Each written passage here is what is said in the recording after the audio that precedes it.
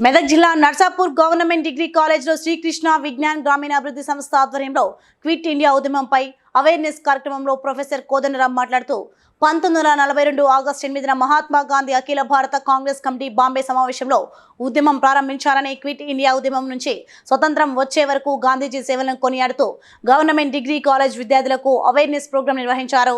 ఈ కార్యక్రమంలో నర్సాపూర్ మాజీ MLA Madan Reddy, retired SP Mallareddy, నియోజకవర్గ ఇన్ఛార్జ్ అవల రాజిరెడ్డి, జిల్లా డీసీసీ అధ్యక్షులు ఆంజనేయులు గౌడ్ తదితరులు పాల్గొన్నారు. మనం విముక్తి చెందినమంటే అనేక మంది వ్యక్తుల యొక్క త్యాగాల పునాది మీదనే అది ఏర్పడింది. అనేక మంది నిజంగా క్విట్ ఇండియా మూవ్మెంట్ తెలుసుకుంటే, చదివితే మనకు అర్థమవుతుంది ఎన్ని త్యాగాలు చేసిందో ఆలోచన.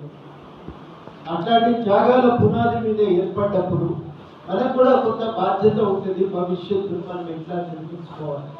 తీర ప్రాంతం కానీ, కోస్తా తీర ప్రాంతాలను కానీ తమ చేతుల్లో పెట్టుకుని ఈ భారతదేశాన్ని తమ మార్కెట్గా పంచుకున్నారు.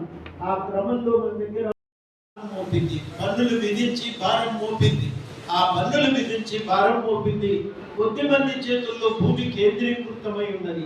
ఈ పరిస్థితుల్లో రైతులకు కూడా కావలసిన ఆదాయాలు దొరకలేదు. వాళ్ళు కూడా తీవ్రమైన ఇబ్బందులు ఎదుర్కొంటున్నటువంటి సమయం.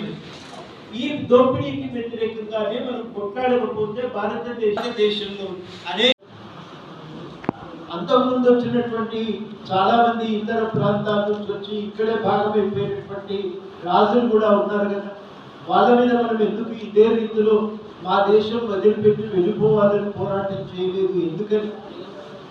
కారణం ఏంటంటే అంతకుముందు వచ్చిన రాజులు సామ్రాజ్యకాంక్షతో వచ్చింది. అంటే తమ రాజ్యాన్ని విస్తరించుకోవాలి, తాము ఒక రాజ్యాన్ని. Please like and share, subscribe to BCN Telugu News. Please like, share and subscribe to BCN Telugu News.